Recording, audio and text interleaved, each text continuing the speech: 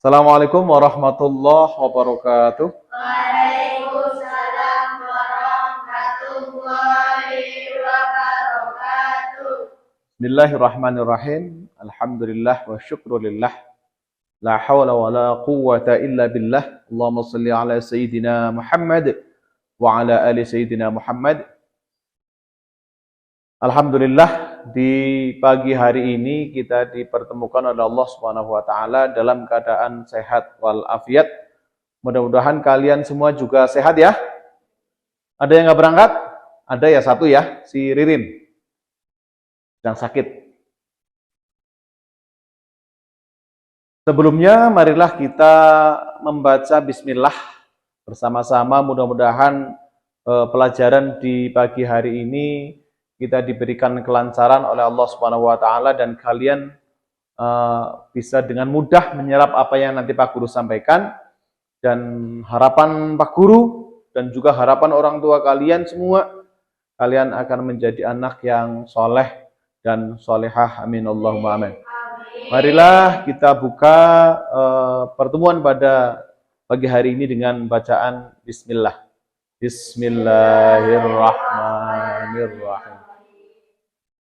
Baik, selanjutnya kemarin kita sudah mempelajari tentang akidah Islam, yaitu itu di bab pertama. Di kali ini, di pertemuan yang kedua ini, di bab yang kedua, kita akan mempelajari sifat-sifat Allah. Barangkali kalian sudah sering mendengar ya, biasanya kalau di kampung-kampung itu sifat-sifat Allah, Allah wujud, kita bako itu biasanya untuk puji-pujian di masjid dan musola. Ada yang hafal? Allah wujud, kita bako, ada yang hafal? Belum ya? Baik. Di pertemuan atau di bab yang kedua ini kita akan mempelajari sifat-sifat wajib bagi Allah atau sifat-sifat Allah.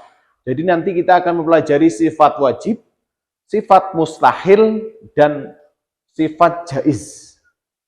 Ya, sifat wajib, sifat mustahil, dan sifat jaiz. Mungkin kalian juga pernah ngaji ya, kalau ngaji di pondok sore, pasti kalian juga pernah sudah ngaji yang namanya biasanya di kitab Aqidatul Awam ya. Iya. Nah, sebelum kita masuk ke inti materi, diharapkan nanti ketika kita sudah mulai belajar atau mempelajari sifat-sifat Allah, diharapkan yang pertama kita bisa semakin mendekatkan diri dengan Allah Subhanahu wa taala sehingga keimanan kita juga semakin kuat. Ya, keimanan kita semakin kuat seperti itu. Karena keimanan kita itu memang harus selalu dipupuk. Tidak seperti Nabi.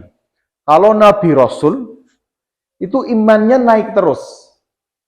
Tapi kalau kita ya, al-imanu yazidu wa yanqus. Kalau iman sekelas orang-orang seperti kita itu kadang-kadang imannya turun, kadang-kadang imannya naik.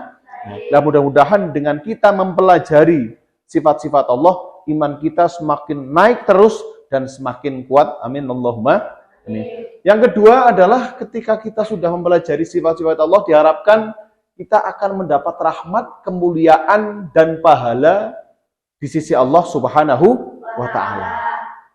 Yang ketiga, senantiasa mengingat Allah Subhanahu wa ta'ala dengan semua sifat maha sempurnanya Allah. Jadi yang ya Allah Subhanahu wa ta'ala Tuhan kita, dan kita ikrarkan bahwa kita percaya bahwa tidak ada Tuhan selain Allah.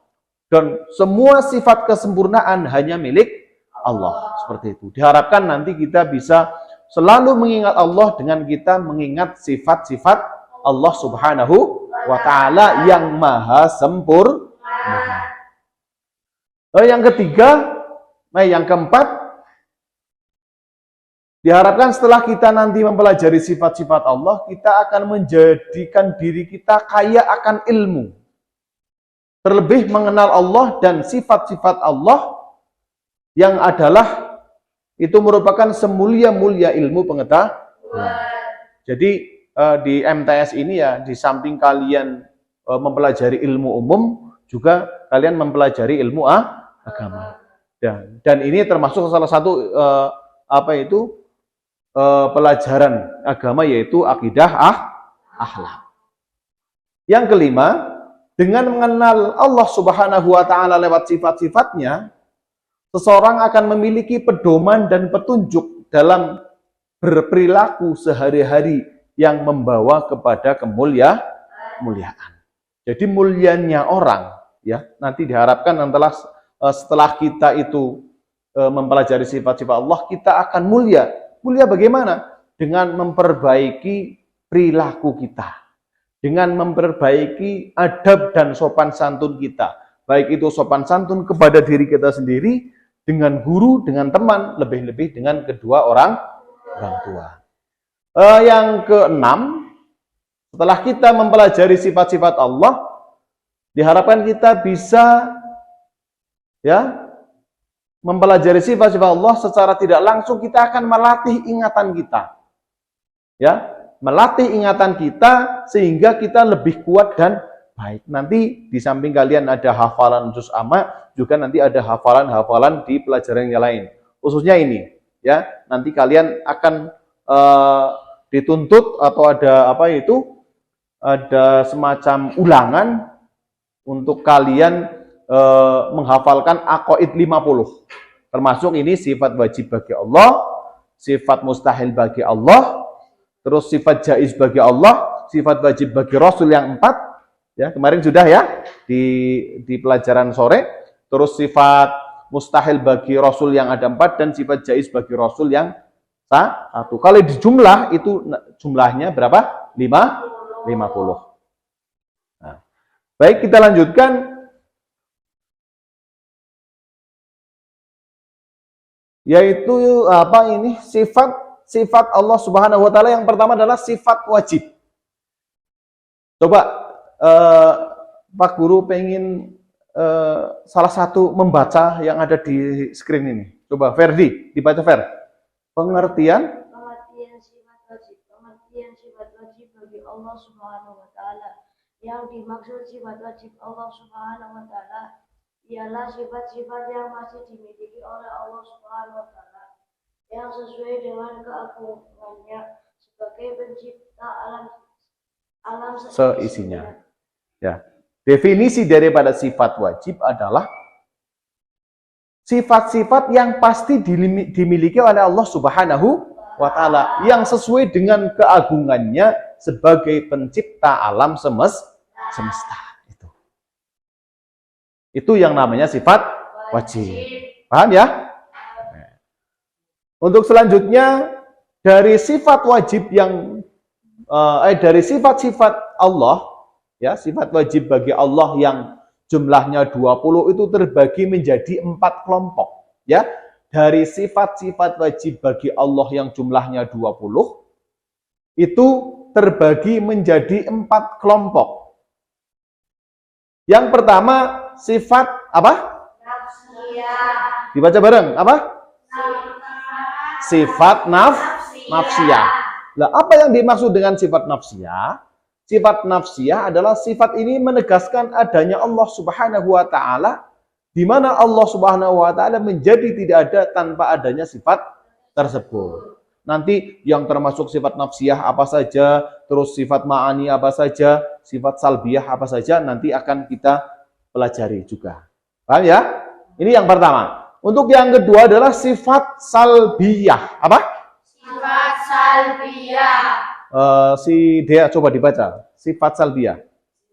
Yaitu sifat yang digunakan untuk meniadakan sesuatu yang tidak layak bagi Allah Subhanahu wa taala. Yang kedua adalah sifat salbiyah, yaitu sifat yang digunakan untuk meniadakan sesuatu yang tidak pantas atau tidak layak bagi Allah Subhanahu wa taala. Itu sifat yang kedua atau kelompok yang kedua. Terus yang ketiga, sifat ma'ani. Sifat apa? Ma'ani. Coba si Abel, dibaca Abel. Sifat yang pasti ada pada Allah Subhanahu wa taala. Sifat-sifat ma'ani ini ada sifat-sifat sifat yang juga dimiliki oleh makhluk. Bedanya jika yang memiliki sifat ini Allah, maka sifat ini tidak terbatas. Sedangkan jika yang memiliki sifat ini makhluk, maka sifat ini terbatas. Nah, itu yang dinamakan sifat ma'ani. Jadi sifat ma'ani atau kelompok sifat wajib bagi Allah yang ketiga itu sifat ma'ani. Artinya apa? Sifat itu juga dimiliki oleh manusia. Ya. Tapi ketika sifat itu dimiliki oleh Allah itu berarti tidak terbatas. Tapi ketika sifat itu menempel atau dimiliki oleh manusia, berarti apa? Sifat itu sangat terbatas. Paham? Ocha paham? Paham. Alhamdulillah. Selanjutnya sifat yang keempat atau kelompok yang keempat yaitu sifat maknawiyah. Si Aisyah, coba dibaca Aisyah.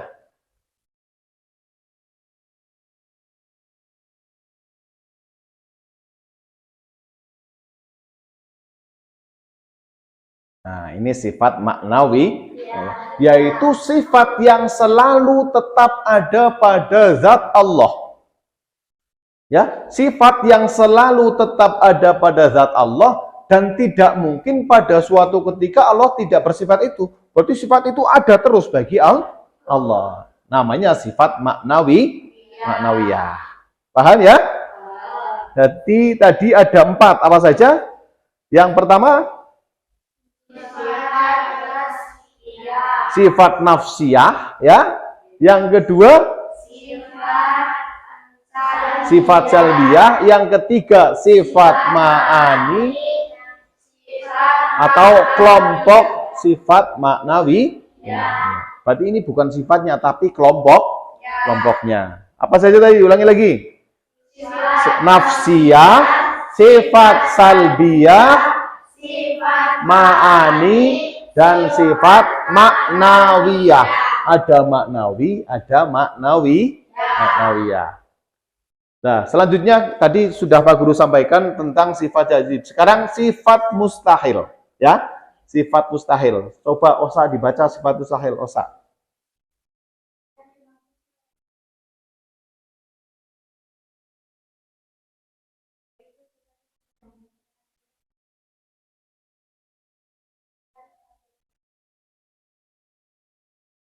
Nah, yang dinamakan sifat mustahil adalah kebalikannya sifat wajib. Kebalikannya sifat wajib. Jadi apa itu sifat mustahil adalah kebalikan dari sifat wajib Allah, yaitu sifat yang tidak mungkin ada dan tidak layak disandarkan kepada zat Allah sebagai pencipta alam semesta. Paham nggih? Oke. Selanjutnya sifat jaiz. Ya, sifat jaiz. Sifat jaiz adalah sifat kebebasan Allah, yakni kebebasan yang dimilikinya sebagai Tuhan semesta alam, yaitu kebebasan untuk berbuat sesuatu atau tidak berbuat sesuatu sesuai dengan kehendak Allah Subhanahu wa ta'ala. Artinya ini sifat jaiz, berarti sifat boleh. Allah mau menciptakan A, boleh. Allah tidak menciptakan A, itu juga boleh. Namanya saja sifat jaiz bagi Allah. Yaitu apa? Fi'lu kulli mumkinin aw tarkuhu. Apa? Fi'lu kulli mumkinin aw tarkuhu. Nanti di pertemuan yang akan datang, nanti ada kita juga membahas rincian atau definisi dan contoh-contoh daripada sifat jaiz bagi Allah Subhanahu wa ta'ala. Terus yang selanjutnya adalah yang tergolong sifat nafsiyah, ya. Yang tergolong sifat nafsiyah itu hanya satu, yaitu sifat wujud. Artinya apa? Wujud artinya adalah Tuhan wajib kita sembah itu pasti ada.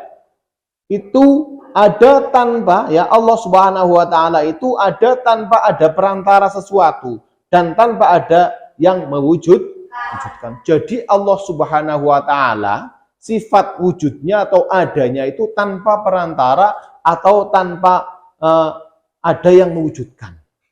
Beda dengan kita manusia. Kita ada yang menciptakan Allah, tapi ada perantaranya. Siapa? Ayah dan bapak ibu kita. Kan seperti itu. Tapi kalau Allah itu ada tanpa perantara. Jadi mustahil Allah mempunyai sifat adam atau artinya tidak ada. Sifat wajibnya wujud, sifat mustahilnya adam atau tidak mungkin Allah itu tidak ada. Paham ya? Yang kedua, sifat ya atau pengelompokan sifat salbiyah.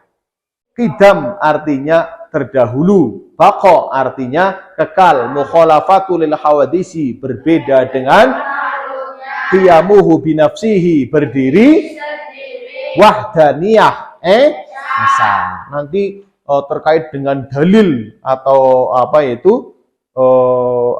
dalil dan baik itu di hadis maupun Al-Qur'annya ya, Al-Qur'an maupun hadisnya itu nanti di pertemuan yang akan datang. Yang selanjutnya yang di pengelompokan yang ketiga yaitu sifat wajib bagi Allah yang namanya sifat ma'ani. Ada berapa? 7 ya. Yang dikelompokkan menjadi dalam sifat ma'ani ada 7 yaitu qudrat, iradat, ilmun, hayat, sama, basar, kalam. Coba dibaca. Qudrat artinya apa? Coba dibaca. Qudrat artinya kuasa. Iradat Artinya berkehendak. Ilmu artinya mengetahui. Hayat artinya hidup. Sama artinya mendengar. Basar artinya melihat. Kalam artinya berfirman. Kalam artinya berfirman. Ini pengelompokan yang ketiga yang namanya sifat ma'ani yang jumlahnya ada 7. Selanjutnya sifat atau kelompok yang keempat yaitu sifat maknawiyah. Apa? Maknawiyah. Sifat maknawiyah. Jumlahnya ada 7. Qadiron, muridan, aliman, hayyan, sami'an, basiran, mutakalliman. Ulangi lagi. Qadiran, muridan, aliman, hayyan, sami'an, basiran, mutakalliman. Ini yang tergolong di pengelompokan sifat Allah yang namanya sifat maknawi. Qadiran artinya Allah Maha kuasa. Muridan artinya Allah Maha berkehendak. Aliman apa? Hayyan. Sami'an. Basiran. Mutakalliman. Maha berfirman. Jadi dari pengelompokan yang pertama sampai pengelompokan yang keempat itu jumlah sifat wajib bagi Allah itu apa? Ada 20. Baik, alhamdulillah telah selesai kita di pertemuan yang pertama. Mudah-mudahan apa yang Pak Guru sampaikan dari awal hingga akhir kalian bisa pahami. Sekali lagi nanti ada ulangan tertulis juga ada ulangan lisan yaitu menghafal sifat wajib bagi Allah. Siap ya? Minggu depan siap? Siap? Alhamdulillah. Itu saja yang Pak Guru sampaikan. Mudah-mudahan yang sedikit tadi bisa menambah pemahaman kalian tentang sifat-sifat wajib bagi Allah. Apabila dalam pertemuan atau penyampaian kali ini terdapat kekurangan kesalahan, Pak Guru mohon maaf yang sebesar-besarnya. Marilah kita tutup pertemuan pada kali ini dengan bacaan hamdalah. Alhamdulillahi Rabbil Alamin. Assalamualaikum warahmatullahi wabarakatuh.